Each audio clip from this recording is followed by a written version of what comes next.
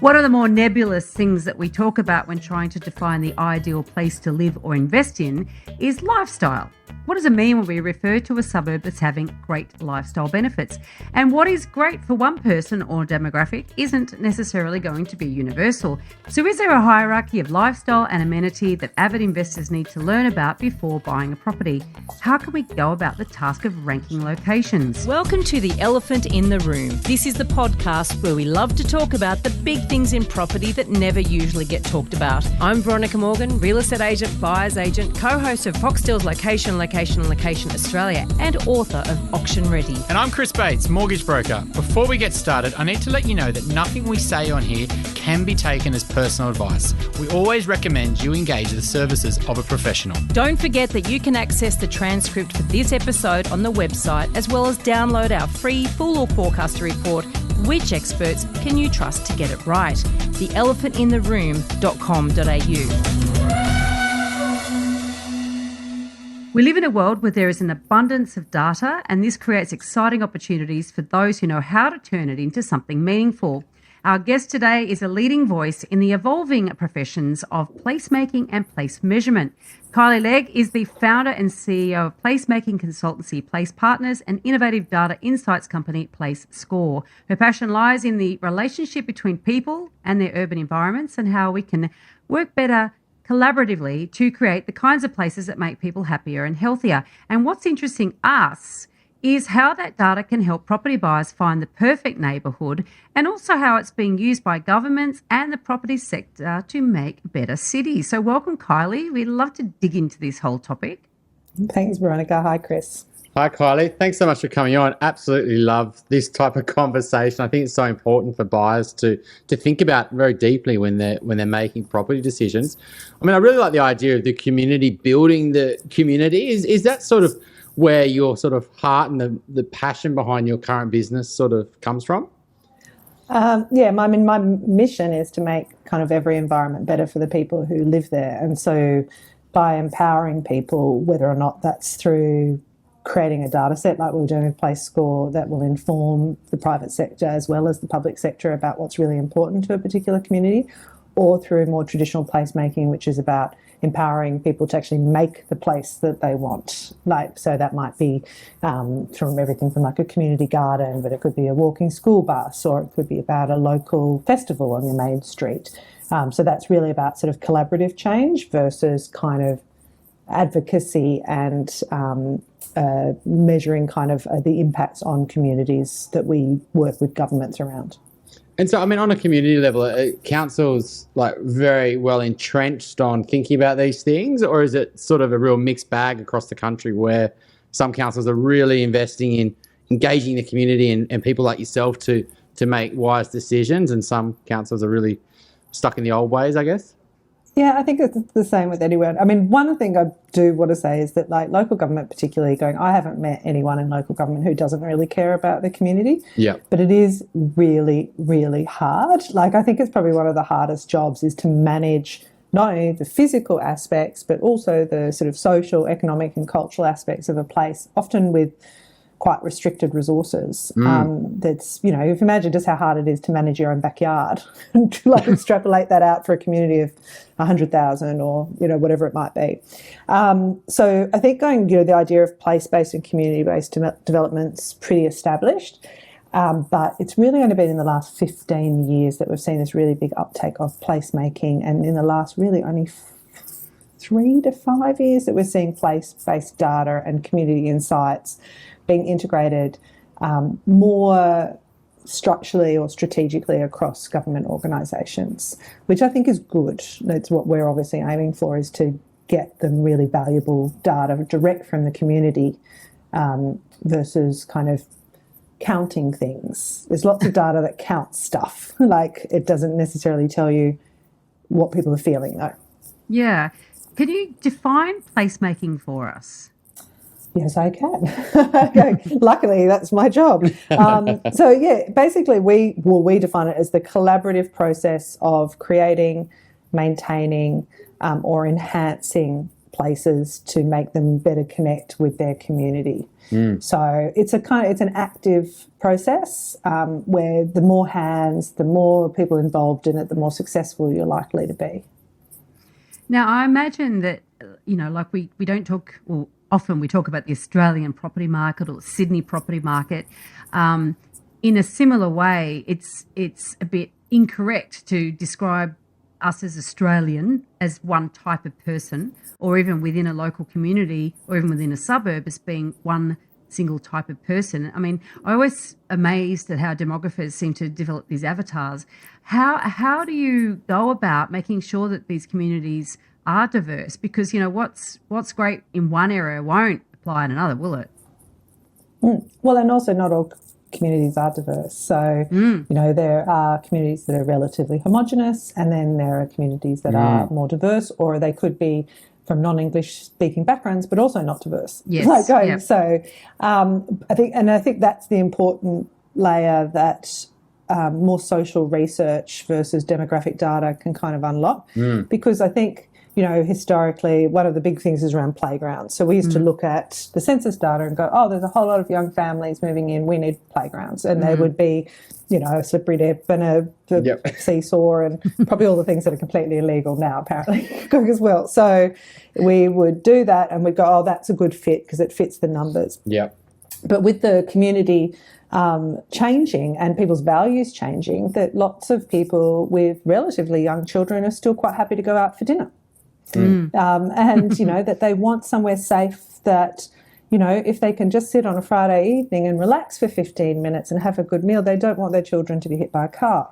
And they don't want to be also tying them up to the table, right? Because that's only going to last for a few minutes. Yeah. So what we've sort of seen is quite innovative local economies looking at values versus just demographics to sort of unlock a better relationship between communities and local town centres, of saying, well, in order to meet this need of going out at night time for these people with young children, we need to create safe, walkable places that are separated from private vehicles.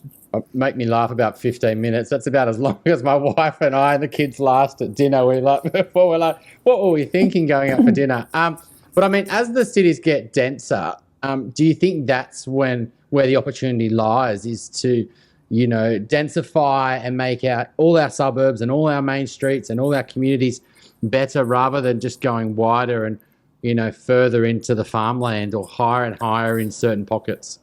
Yeah, I mean, there's a sort of an ecological question of saying how much more land can we cover with hard surfaces, which I'm kind of like, well, we definitely want to keep that to a minimum because we're seeing the impact of that. Yeah. Certainly across the eastern seaboard over the last 6 months. The other thing is sort of like, I think that many people think density is like this dirty word, and kind of that it's like saying, so I tend to say going like, what humans tend to want is a cluster of amenity and opportunities for social connection. And so it's about being able to make sure that proximate to your home, unless you are the relatively small percentage of people who really want to live on the top of a mountain by yourself, that most people want to be able to have choices around how they connect physically and socially. I think going the last 2 years as well has shown which neighbourhoods work and have become more resilient and more connected, and which ones perhaps have really struggled because they haven't been proximate to amenity, they haven't been proximate to like close by to things where people can connect. Like in my neighbourhood, I've got one tiny pocket park, one sort of medium dog park and one very large park, all within 10 minutes walk of me. So I'm incredibly fortunate. And that meant that even though I live alone, I would see people at least twice a day and get the nod. And that actually meant quite a lot, of being that connection. And if you saw the same people, it would be the double nod, right? And that's actually really important for building, that sense of belonging, and that going, if something went wrong, like you start seeing your neighbours and stuff and you're more likely to ask for help, etc. So that the other part of it that is called social infrastructure. So a footpath is social infrastructure. It doesn't have to be a library.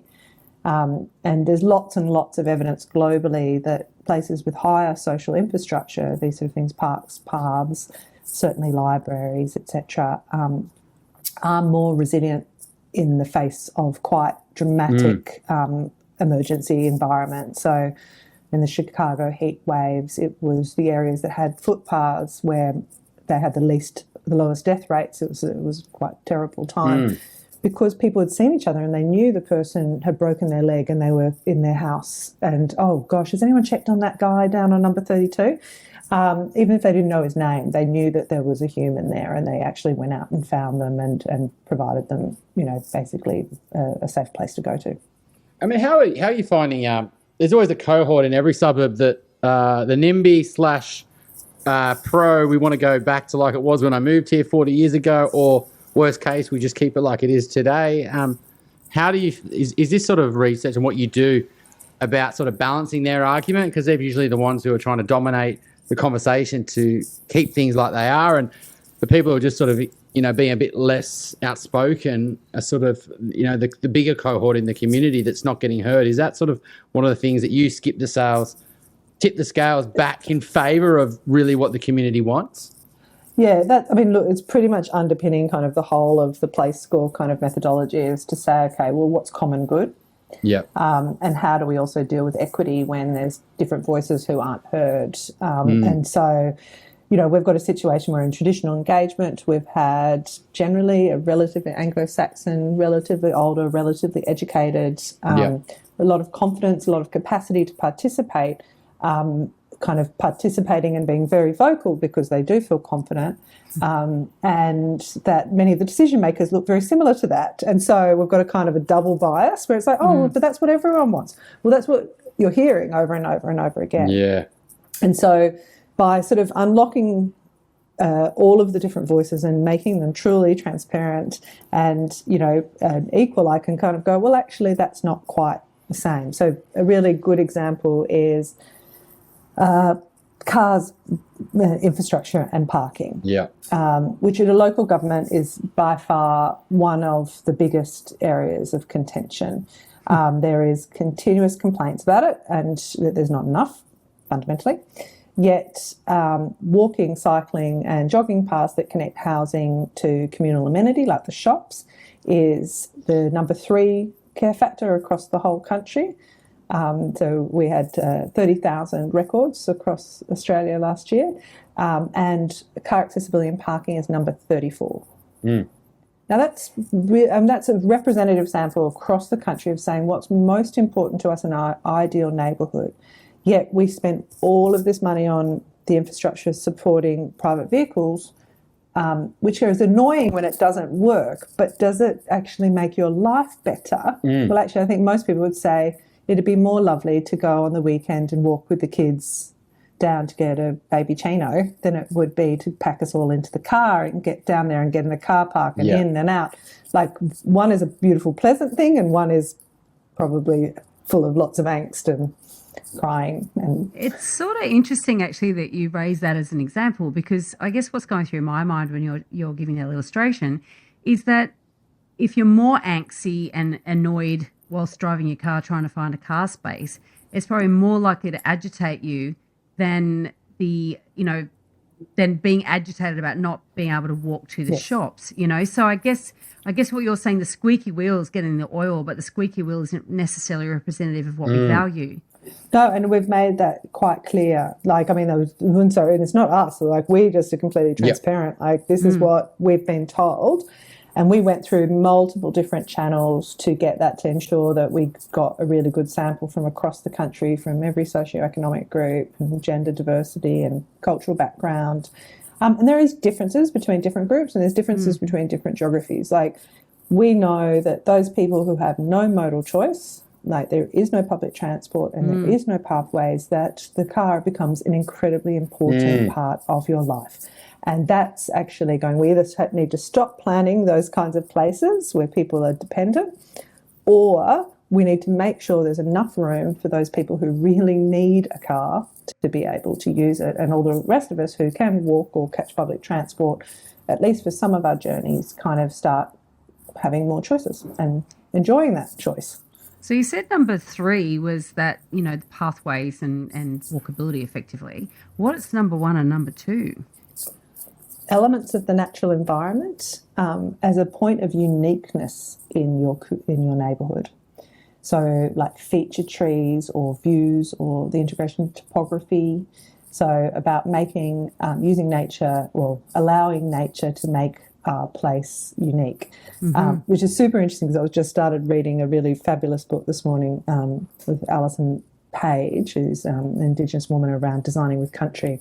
And it was one of the things that she kind of differentiates of saying designing on country and with country versus kind of against it. And then a lot of traditional Western design has been like tabula rasa. Let's clear everything and then we'll design this delightful park in the middle of it, even if that's not where the water wants to go or that's not where the trees want to grow.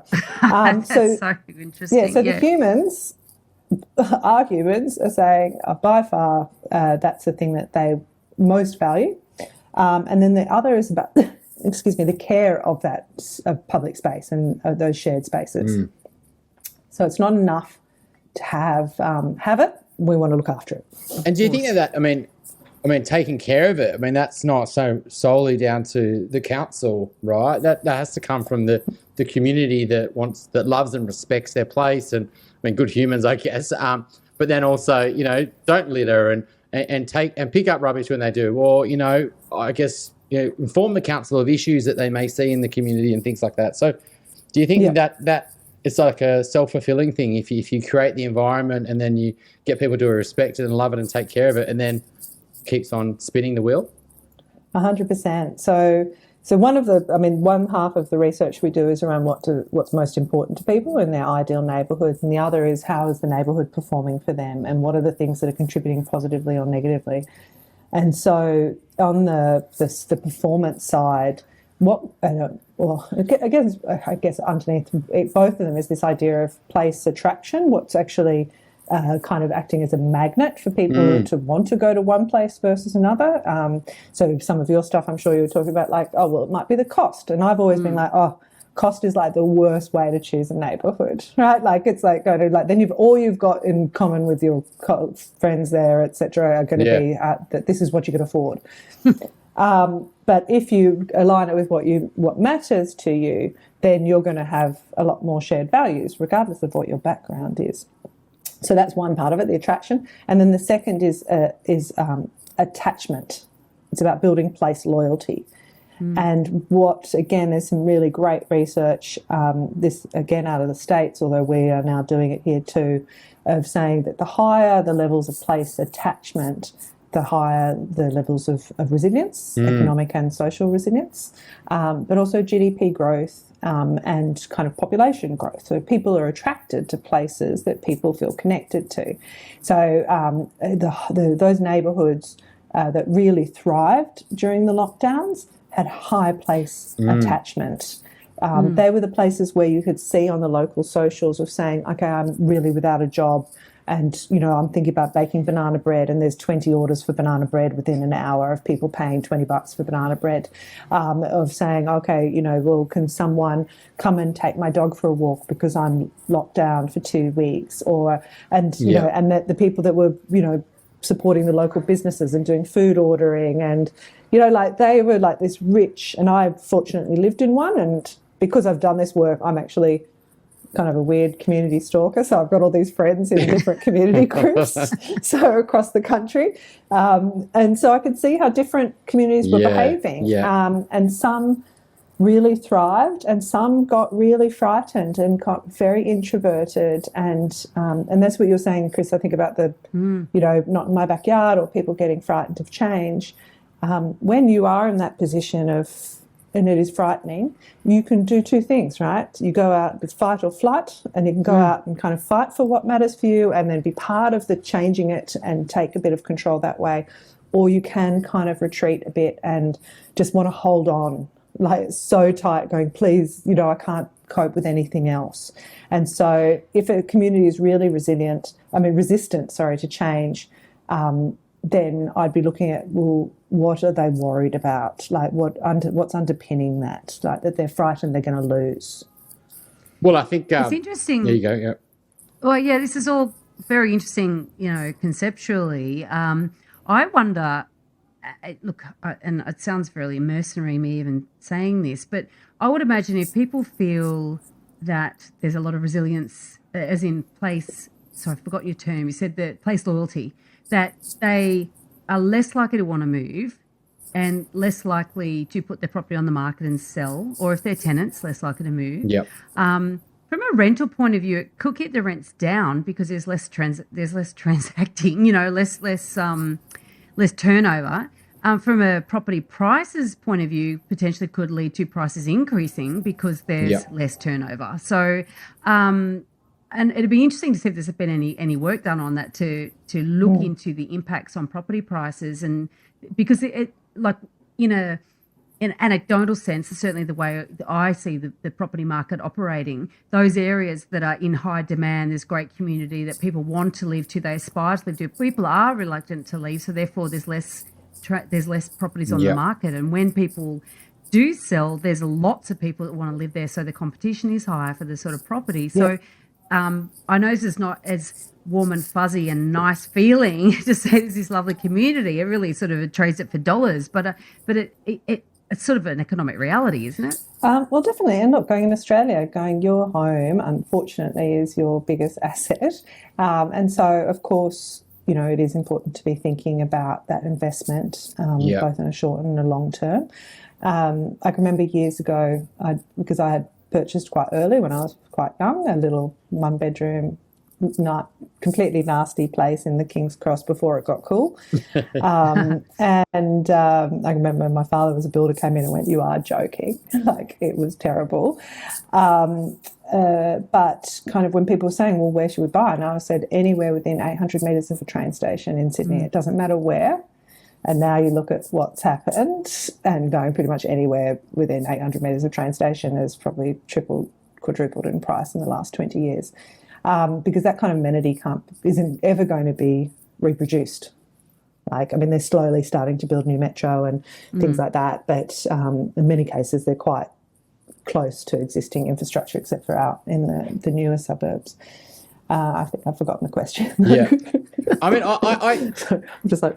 So, I've seen... I'm up on the beaches, and when you were talking a story about communities and things like that, I think it was a bit of a mixed bag, to be honest. When we were locked down over Christmas and the rest of Sydney weren't locked down, everyone was like, build a bridge, cut the... it's finally our own little, country, and it's But you guys started that. The Republic of...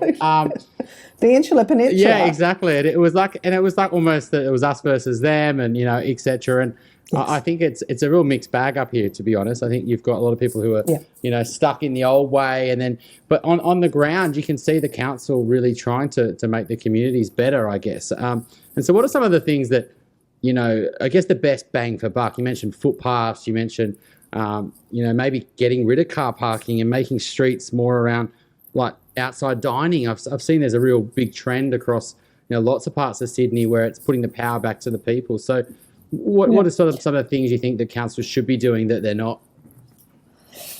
Oh gosh, they're my clients, right? Yeah. This is your pitch.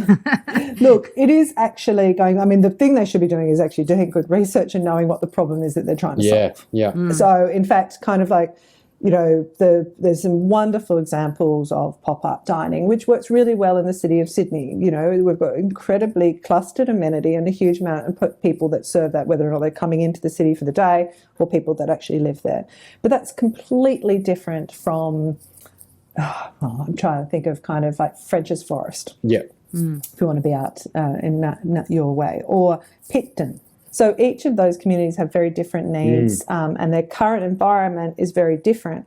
So kind of what we're trying to do is understand how that current place is performing, what is that this community wants, and then looking at what the mismatch is. So what's actually things that are highly valued and performing well, like, okay, that's great, let's keep those high performing and also low performing and highly valued, and that's where we've got a priority. And so for some communities, and we've certainly done work in the Northern Beaches, for instance, where it has been about programs that we've developed around more active daytime surveillance and cleaning of urban centres, where you've got a big turnover of day trippers as well as the current population. And so that was a program that we could reveal through the data was different for Manly than it was in Avalon, for instance. And then in other places, it was about greening. And that became a priority. And then another place, and I'm just thinking about centres across there, was about outdoor dining and, about re-managing public domain, because the roads are public space and the footpaths are public space, and, about 80% of the city's public space is roads. And whether or not you drive a car or not, that's where a lot of your money is going to maintaining those. And, considering everyone under 15 doesn't drive and an increasing proportion of people don't drive, it's quite extraordinary, isn't it? Yeah, totally is. With lockdowns, I guess that's something that caused people to pay more attention to their local amenity. I mean, most of us couldn't go anywhere to work, and now I'm doing it. I'm next. Hang on. Didn't think it was contagious online. No. It's the new virus. Someone said Zoom vid. Depending on where you were locked in, if you're in Victoria, for instance, your zone was very tight and your ability to get out and about. And, anecdotally, I heard from a lot of people saying, God, I'm so glad I live close to the coast, or I'm so glad I live close to a park. And if you didn't, you really notice. So I'm so glad I live within walking distance of cafes or whatever. I get my takeaway and just see people wave and whatever. And I think that and also the dissatisfaction people would have had within their own space if their home wasn't large enough or suitable for working from home is one of the causes for sort of the big property boom we had last year. That dissatisfaction coming out of lockdown, I said, bugger this, I'm not facing another one of these, I'm going to change. Have you seen evidence of that changing the way councils are, or the way that some of these communities have actually even spontaneously themselves actually implemented things that have made their places more livable or made their locations more livable? There are lots of examples of quite innovative things happening both from the community and the private and the public sector. But I think what we can show the most clearly is that what COVID did was change what mattered. So when we started collecting data. As soon as I put the team I sent them home in March in 2020 going, okay, let's be prepared for this. And so we started a national data collection from that point to see what was going to happen. We didn't know how bad it was going to be. And so during the first year, what we were seeing was 40% spikes in the amount of people that were selecting certain attributes as important to them compared to the previous year. And then by the time we got to the livability census, where we actually collected the data mid-2021, but it was during the period where the whole country was not in lockdown. So we saw a bit more of a stabilisation. But from 2019 to 2021, some of the big kind of movers were 14% more people said that elements of the natural environment were important. 5% more said local businesses that provide for daily needs. 9% more said those walking and jogging paths that connect housing to amenity. And what dropped were things like ease of driving and parking was 7% less. And what we were most surprised of, I thought at the beginning that the performance of neighbourhoods would plummet. I was like, but what we found is that stayed relatively stable, if not slightly increasing by 1 or 2 points. But what we saw was that people were discovering their neighbourhoods. That Australia actually has, we really have very high levels of livability for the majority of the people. What's unfair is the disparity, I think, between the majority and a small minority who are really not being provided kind of with that amenity. So I think while some things did go down, because we're measuring 50 different aspects of neighbourhoods, other things went up. They really actually discovered their parks and their pathways and their neighbours and a sense of belonging. So where if you were leaving it, for work at 7 o'clock every morning and not getting home till 7 and then doing family things, you weren't really making friends with your neighbours, right? So all of those things would have improved over that period of time. So that shift, we'll be doing the next census next year. We'll see whether or not that stayed. And then I think that's going to provide more evidence for the government to feel more and more confident in doing long-term planning changes, which we're already seeing. Like, there was a big conference about greening the city 2 weeks ago. There's huge investments in canopy increases for heat island effect, but also just for making neighbourhoods more kind of livable. There's big changes around modal transportation. Transport for New South Wales has just integrated active transport into its main organisation. So now it looks at all modes, whereas walking wasn't in transport before. So kind of like you're seeing quite significant shifts everywhere around this sort of thinking. God, do you sort of like think about it a little bit like, I guess, the gross happiness index in like Bhutan, I guess, like where it's all about measuring the feeling and the livability and how connected people are and how happy people are. Happiness is a funny word, but, you know, I guess when you're talking about councils should be measuring that and the stickiness and the attraction and the, I forget the other word, not the attachment. Yeah. How that's the things they should be measuring and sort of trying to increase on an annual basis, I guess, rather than, you know, how many new businesses are opening up, or what's unemployment or crime stats, or, you know, how many people are speeding. You know, is it sort of a change of the guard? Even just what you said is just how complicated it is. It's like I'm sort of probably one of the first people that really started getting into this place measurement and really saying we need to measure what matters. We need to be able to put sort of targets and benchmarks against the things that we're saying that we're setting out to achieve. So the place score data is being used by a lot of councils already, saying, okay, this is what the community says. It's being integrated into strategic planning. However, there's lots of different things going. We still got to get electricity to every house, and there's still, you can't, you know, cause like half of the roads are still local governments versus state governments or federal things. So they've got to maintain those. The rubbish has to be collected. You know, what happens when, I mean, gosh, we've seen it, I don't know if in your areas, but one of the big things that's been happening with the employment being so challenging, and then with COVID and things, that people haven't been able, or councils haven't been able to get as much rubbish collected. Yeah. And people have got very little patience for that kind of systematic failure, which unfortunately we're going to see more and more often, you know, because of extreme weather events, or in this case, the health kind of events. And so kind of they have to choose what's most important, and they've just got so many things to manage. So I think we're seeing social outcomes and social impact measurement. Obviously, for our clients, that's a really big thing, and there's more and more people looking at that. But they still have to do rates, roads and rubbish, which is kind of core services. If you like what you're hearing here, please share this episode with others you feel would benefit. And while you're at it, why not leave us an iTunes review? 5 stars, please. Every review helps make it easier for other people to find us and hear what our amazing guests have to say. We love hearing your questions, and we're planning more listener Q&A episodes. Please send your questions in. You can send them via the website, which is theelephantintheroom.com.au, or directly via email to questions@theelephantintheroom.com.au.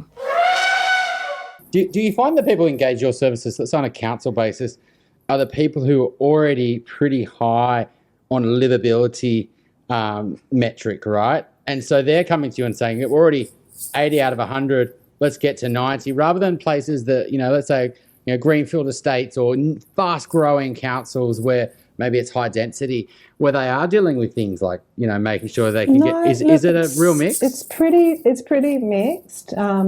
A recent LGA that we did, they had a PX of 56 out of 100.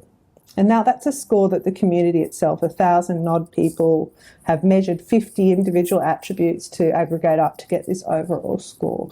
The national average is 68 at the moment. So there's a big gap for them.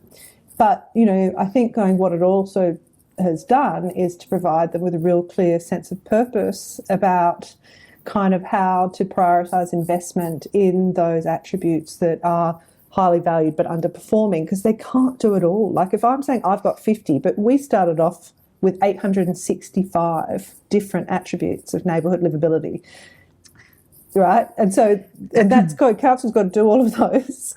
And so we're getting them 50, and in many cases, government, whatever level they're at, doesn't have the resources to do all of those things simultaneously. So by participating in this kind of research, you are actually helping them refine their investment strategy. What should they do first? 856, did you say? Or 865 attributes was in the long list when we started researching how to develop this tool. Wow, that I can't even imagine. And so did you use AI to find those 865, or did you use AI to refine them, or did you not use AI? We used HI. Human intelligence. Did I just make that up? I love it. We worked with a panel of Australians from all kind of walks of life, all climates, to refine those things, to aggregate them. There were some things where we could go, okay, these are universally valued, and so we can aggregate that into one attribute. So around education, so education is one attribute, but childcare is separate, mainly because people who care about local education, they care about it depending on what their life stage is. Sure. So if you've got children like under thing, you want primary school, tertiary, etc. So yes, that process took about a year. So we the only tool I know of globally that actually has gone through a 1 year university peer review before we went out and started telling people stuff to do.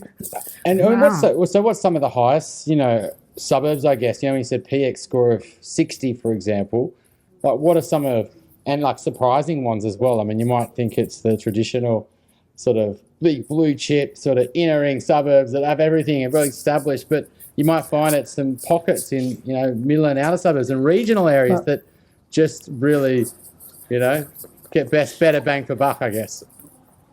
I know, Chris, you're imagining that I have instant insights into 60,000 different data sets that I've got there. No, But- just reel it off the top of your head.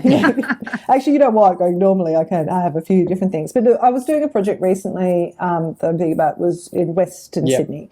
And so we were looking at the whole of Western Sydney, and then we were looking at one of the LGAs, and then we were looking at a suburb within the LGA.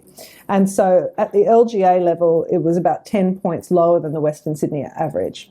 Now that's problematic because it's like going, okay, you want to create this new environment, but why would people move if it's better over there? What are you going to do? But the individual suburb inside of this LGA was actually outperforming Western Sydney. Yeah. Wow. And so then it was like going, oh, okay, well, what's the things that the people in Western Sydney that they could really find in this particular suburb that really would talk to the things that matters, and who are the groups in Western Sydney that have got a high value of those? So kind of it's quite like, for me, it's about activating the data as well. It's not just, I don't want to, if you spend your time, which I'm assuming you will next year for the next livability census, going that my promise to you is that 15 minutes of your time is going to influence hundreds, if not thousands of decisions. So I want to stop this thing of another engagement. But back to the question of kind of what's good and what's bad, it's different for different people as well. So I might have a neighbourhood that's got 76 for under 25-year-olds, but for families, it's 62. Yeah. Yeah. Right? Like, because it doesn't have playgrounds, it doesn't have good parks, there's too many vehicles coming past, it's loud at night time, so there's all these different things. And then I might have another place that's fantastic for those people born in China, but not very good for those people born in India. Yeah. Right? And that's kind of what we're trying to get to, is that each human is completely different. We've just got to find a way to see what you're thinking and how it feels for you, because if I just talk to each one of you, I'm going to put my bias on it as well. Chris, you tell me you're an ideal thing. I can't help but go, I'm only picking out some of the things that you say. Yeah. And Veronica, you tell me the things that are annoying to you, and I'm going to go, oh, God, she's crazy about that one. I'm not going to write that one down. It can't possibly be that important. And that's been one of the problems with traditional engagement. Like, even though the people are amazing and, I've got amazing colleagues, it has got lots of fundamental flaws. First, you've got to turn up, then you've got to kind of somehow translate your opinions into some kind of tool for making decisions. And do you find it? What's your background? How did you get into this? My background's, my undergraduate was in architecture, and then I did a master's in social science, environment and planning. But no, never in my wildest dreams did I think I would have a tech startup. And the funny thing is, when I started it, I was like, I remember having conversations with a number of people going, oh, it'll be about 10% more work than what I'm currently doing. And within 18 months, I had basically had to not close my first business, but turn it into Place Partners. We just are very, very picky, and we do maybe 3 or 4 projects a year, and Place Score had completely taken over. Wow. And now I've got people with weird technical things and black screens and red text, and looks like I'm on a spaceship, which I love, right? Like, that was awesome too. Good planning. I mean, I like the whole stories of fantastic. where, councils have tried something and it's really worked, and I guess it's really just, they keep it there. They went that the outside dining really worked. That's really improved the suburb. Or we put that new path in and create a whole other accessibility to the suburb, etc. So have you got sort of some examples of like some shorter and really long-term things, just, just why it's so important for us to engage in our communities, because, small changes can make big differences to a lot of people. And I think it's always interesting to sort of see how suburbs are getting better. Yeah. I mean, I think the whole nature of trialling things is really fantastic, and it's a good way to take the community on a journey. So, we see things like pop-up cycleways, of colourful pedestrian crossings to encourage people to do it, of verge planting programs. There's a whole lot of stuff going on in the city around laneways being taken over at the moment, which are really wonderful. There is a lot of programs run by local and stuff, so not everything has to be physical as well, which I think, we sometimes think, oh, we'll just have to build it and it'll fix it. But a lot of the transformation comes from the soft infrastructure, the way that we relate, the way we purchase. So if you want a great main street with places to go at dinner, you actually have to walk down the street and go and buy food from them and not buy it through the machine, which takes 30%. Yeah. So there's only 3 times that I've ever purchased off a food app, and that was when I was sick with, the dreaded. And I do that for a reason, because me being out on the street makes other people feel safe. Yeah, yeah. Because I provide, like I'm a stronger, more mature woman or whatever, I can be a little bit like that's bad behaviour gentlemen or girls or whatever it is. I never buy less than, I always buy something in addition to what I set out to. And so pedestrians are the best for local economies. There's, again, heaps and heaps of evidence that people coming in cars spend the least amount of money. Whereas the people walking, cycling, or catching public transport do more, because you've got more incidental stops. Why do you think casinos and shopping centres are so far away from the car? And we forget that in there. So anything that does that, I think that supports kind of people being out and connected. Trialling things in the evenings of kind of like maybe getting 5 businesses to try a Friday night, late night thing, just to say, okay, after you finish work, come and hang out in town. A road closure.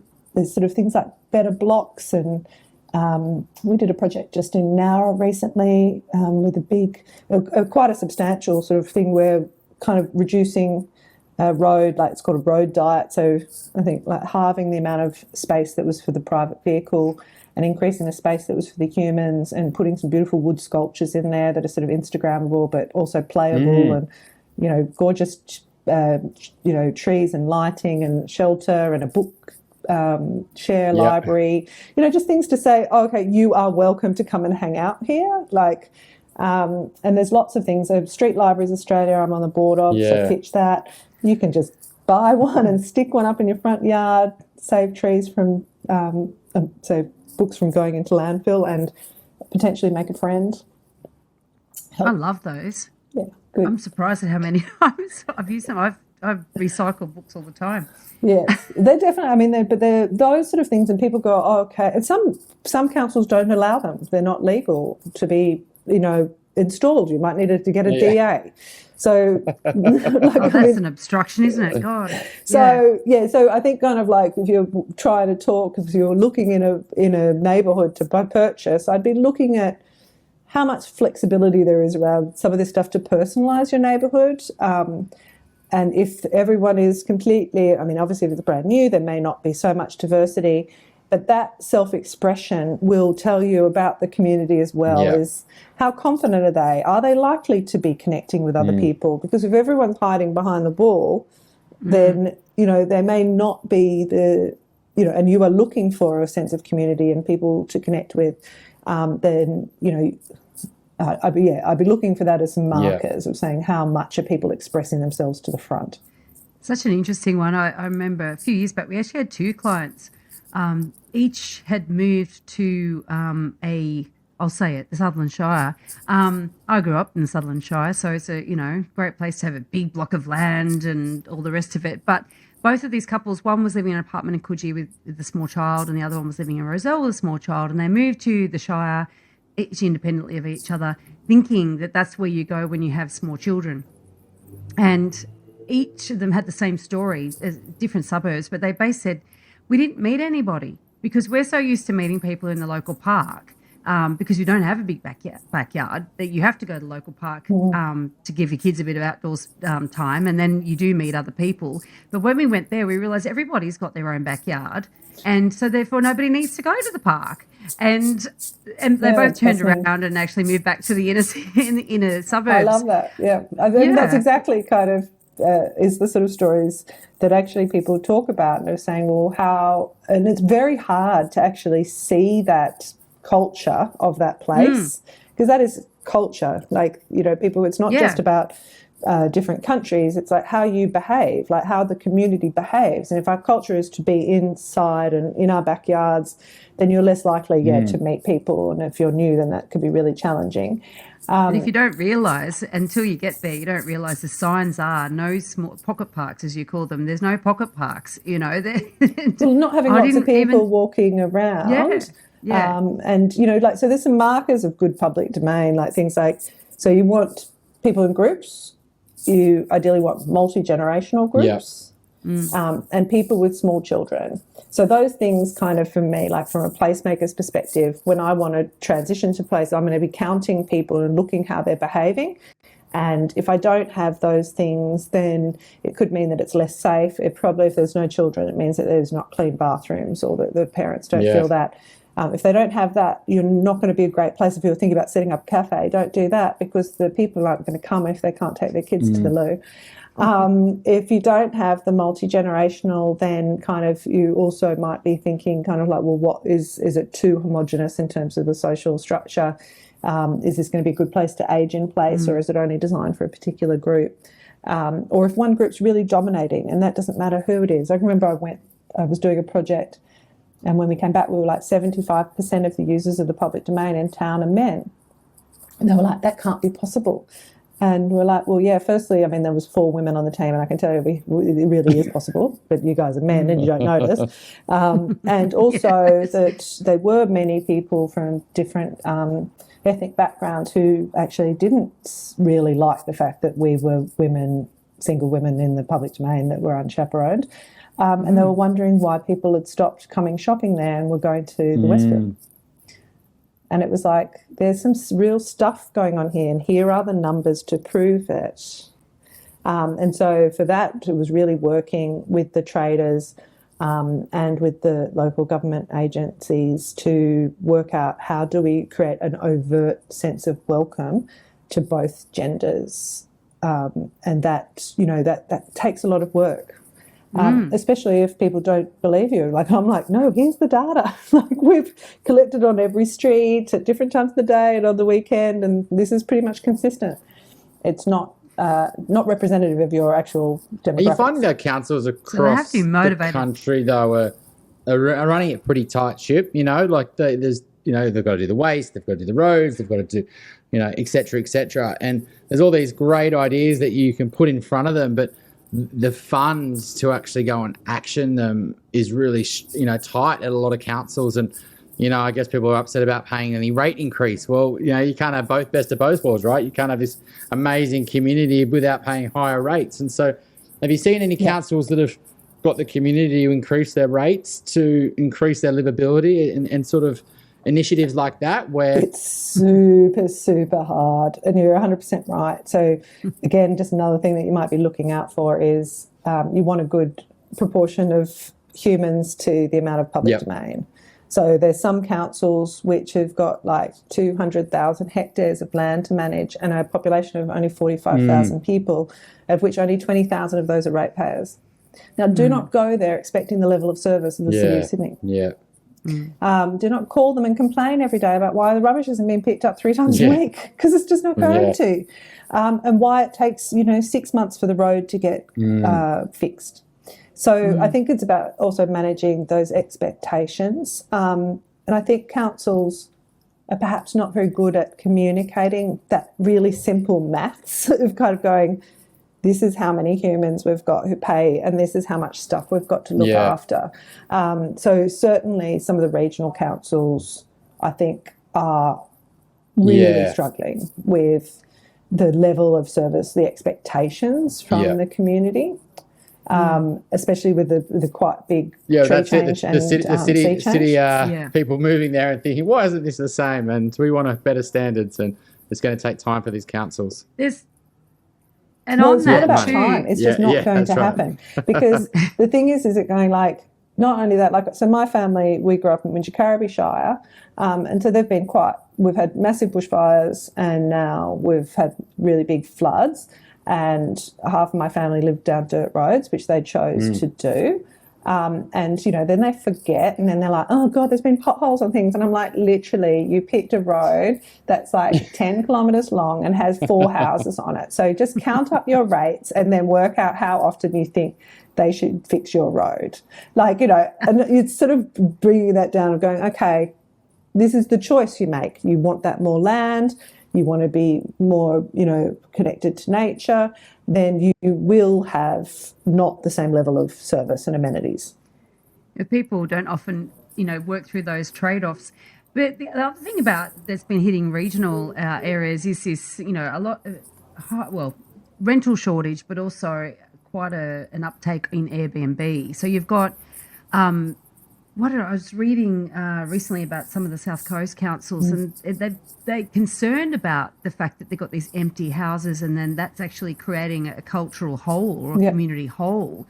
And now they're starting to look at things like increasing the rates for empty houses. And so I guess that's one way to get more money in the coffers, but it doesn't really solve the community hole problem. There is probably a term for that I've forgotten what it is. I think it's just You've been doing much work in that space. No, but it's, housing affordability, housing availability is probably the biggest one outside of sustainability, is like the question that every planner is trying to resolve. And we are a very market-led approach here, where government doesn't have a lot of power to control the market. And there's been lots of different things that have been trialled. I think going internationally, we're seeing more examples of this. So like Manhattan's one of probably the oldest ones about rent-controlled buildings, etc., that ensure that there's sort of affordable housing that's, integrated into some of the most expensive areas. Barcelona, I think, has now restricted Airbnbs. You have to get a special license to have it, and it's quite expensive, and the onus is on the owner. You can't just Airbnb, anything, and that is about housing supply for the locals and people who want to live there permanently. So whether or not we've got those legal mechanisms is really determined by sort of bigger things that I don't really know.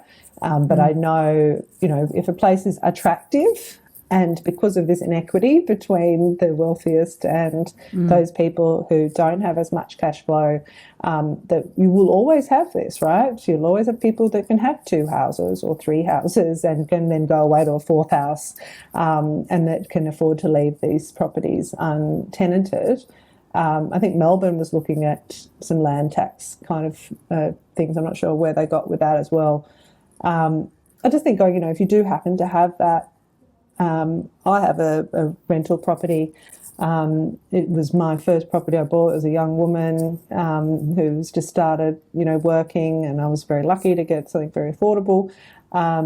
But, part of my thing is that I always rent it. It's in the Cross, it's near a hospital, and not everyone has the choice to do that. I could definitely get more money doing other things, but because that's my values, that I want single people to be able to be housed proximate to transport, to hospitals, like service workers, key workers, etc., that I can do that, and I choose to do that. And I guess it's something that every investor can think about, is like, how, what's your contribution to the city as well? Like, you're still going to pay your mortgage off, right? Yeah. I think I'm going to do Oh, a yeah, rant video absolutely. on that. So, I mean, I think you do a livability sort of census. I think it'd be awesome for our listeners to get involved. When's the sort of next one coming up? And, have you got the 2022 results yet? And sort of what's happening there? So we do the census every 2 years. So one was in 2021 and the next one is in 2022. And certainly if you go to placescore.org, then you will see if once that live link has been there, and maybe I'll get back in contact with you guys and you can remind people next year. It is a really good way to make sure that your voice is heard. It's different from the ABS census, which just counts you and tells you how old you are and kind of what you do. This is about what matters and how things are impacting you. So it's a better tool for helping governments make better decisions. Is there an easy way to sort of engage with your council? Like, is there a certain, like, people wouldn't even know where to start with those sort of things. Like, what should you be, if you care about these things, and it's going to be where you're going to live long term, and you want to contribute back and grow the community, where would you start, I guess? I think most communities have a lot of established groups. Some of them might not be to your fancy, but probably have a look around. Like, I know there's sort of groups in my neighbourhood that might do something where you can just come up and bring food, or you can just help one day. You might not be a committee kind of person. You might be a once in a while kind of person. Find something that suits you. Other people really like that longer term project and want to be the secretary or the treasurer or something like that. So if you go onto your council's website, there will usually be a thing saying community groups, and it will have a whole big list there, and you can kind of see it. And there's probably one of everything. Like, there's community gardens, there's play groups, there's Friends of the Library, there's heritage, there's land care. There's so many groups that you can participate in. Many of them that are quite happy for you to come by yourself or with your family for one weekend to do something, or to participate over a longer period of time. Especially if you're retired and you haven't got to go to work. Or if you're new to an area, what a great way to actually get yourself involved. Really great way to connect to people who actually do care, right? So people who volunteer are incredible, and there is a bit of an issue nationally. I was speaking to someone from St Vincent de Paul the other day, with people just being a little bit overcooked and exhausted. And so, I mean, just as there is with donating blood, but with volunteerism as well, is really reduced. So it might be your local sports club might need someone to referee on a Saturday morning. So something that's manageable for you, but it was hugely fulfilling and actually essential for the well-being of a community that we aren't. I can promise you, government cannot do it alone, and they've never been expected to. There's always been this huge amount of local community members who have given given back hours and hours and hours of their time.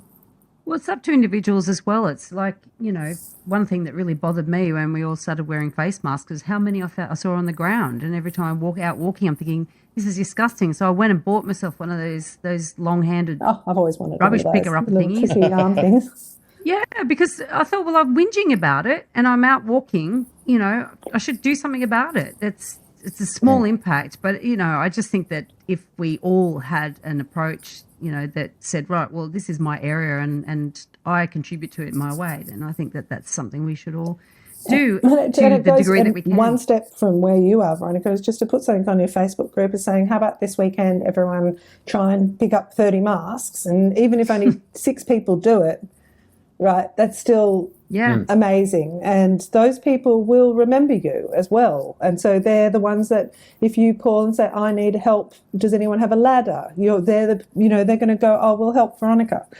So it all does come around as well. So, yeah. all Awesome. in. Now, we're going to put the link to your livability census in the show notes so people can actually download the 2021 State of Place report, but also they can register as an early bird EOI for the 2023 one. So we'll whack that in there. But do you have, before we wrap up, do you have an example of a property Dumbo for us? So I don't know. It's I just don't even know what that literally a is. story that we might be able to learn from. Like it might even be councils, it might be a council, you could be anonymous that's made a big mistake around this stuff, or even an individual property decision, someone's done something, it's a learning. Do you know what? It's funny going off the record thing, but I did a podcast a couple of months ago with somebody else. And afterwards, because we ended up, she's been working as a consultant for years as well. And we were talking about all the dodgy things that, we'd come across, or just weird things as well. And I wanted to set up Urbanonymous, which would just be like me with tell me what happened, deep throat. I go, what's something? Yes, so we love an Urbanonymous story. Yep. We won't steal the term Urbanonymous, but... It might just be, it could be like an individual property thing that you or a friend or you heard someone do, maybe related to some of the work. Someone's bought in this place, like Veronica was saying, around that Sutherland Shire. That's a prime example. Or council that, did all these things and then all of a sudden, hang on a sec, none of that added value. We just have to rewind that decision and, put the park back in. That we just chop the trees down. That well, we they just forgot put something plant really... trees, or we just chopped them down or something like. Oh, shit, I feel like they missed something really obvious. I don't know. Have you walked around the city lately? I'll give you one. How's this? This might spur you on. So out the front of my house, I actually had a tree removed from the footpath, which is really unusual. I'm in Newtown, right? So it's really unusual to get a tree removed from Inner West Council. The reason the tree was removed was because it was leaning over my house and it was blocking the footpath. So people had to duck to walk under it. And there were two other trees in the street leaning out over the road. So people couldn't even park under these trees. They were leaning so far. And so I put this complaint in, and the initial response from the council was, look, people can see that these trees lean and they will just make allowances for it. So the cars won't go anywhere near it, people won't walk near it, et cetera, et cetera. Then one day, the garbage truck actually ripped a limb off one of those trees that was overhanging the street. And 3 little kids were walking to school at exactly the same time and narrowly missed getting hit by this limb of the tree that the garbage truck had ripped off. And I heard the noise, rushed out the front, heard the garbo say to the kids, "Oh, that's your lucky day, kids, near miss." Thought it was really funny and drove off and leaving total debris. Now, we got right onto the council. The council cleaned it up super fast. And then they amazingly agreed to actually remove the tree from the front of my place, which was fantastic. And then I got a notification just before I went away on holidays saying that they're going to replace my tree. Now, I could tell it was going to happen while I was away, so I thought, oh, well, that's great. I'm looking forward to a new tree going in there. I should have a photo of this. It's hilarious. I didn't even realise. I got back from holidays, literally been back for a week, and I went out the front door and I looked into the little plot of dirt where this tree was, and I noticed there has been a tree planted. Someone's nicked it. This thing is like a seedling. They haven't planted a tree. They've planted a seedling, and I swear it's like not even 30 centimetres high, and it's thinner. It's like thinner than a matchstick. I lived on I lived in the Cross, and I had a similar thing where there's the most beautiful trees. I think they are, but there's a whole lot of people who don't like a particular type of tree. And there'd been all this construction going on, and I'd actually said to these guys, I'm like, look, can you be careful? You keep hitting the trees. And so finally, yes, they did knock down one of the arms, the limbs. And then within 24 hours, the tree was completely gone. I mean, a 150-year-old tree. And I am beside myself because it is literally outside of my bedroom, and it was like this. I was full canopy. It was so beautiful. So when I was calling them saying, well, you're going to replace it, and, yes. And I'm like, well, it has to be a mature tree because I've done heaps and heaps of projects. And if the tree isn't like 3 to 4 years old, it won't survive in these heavy traffic conditions, because it's not like 150 years ago when they were planted and they had all this freedom to grow, right? But yes, so finally, like this tree arrived, and it was, you know, probably 2.5 meters tall. But 3 years later, it was still 2.5 meters tall. Because when you're replacing trees in those kinds of conditions, it's then that's not. They used to get all this sunlight and air, and they didn't have car pollution and stuff. So they made the first 5 years were like, phew, right, and then they were all established, and they can be more resilient. So yeah, it's. I'm like, never cut a tree down. I'd actually no, I won't say that. I don't know what mistakes there are. I mean, look, I've seen projects kind of like there's one in the city, you know, and it happens a lot with public spaces that people are like, oh, it didn't work, the design, and they've spent, $10 million building this new public space. And the one that I was thinking about at the city kind of, it was this huge, big, empty space, and people design public spaces for the flood condition, not for the everyday condition, meaning peak people. So it was like the once every 5 years they have 1,000 people there for a street festival or something. And so it's just massive.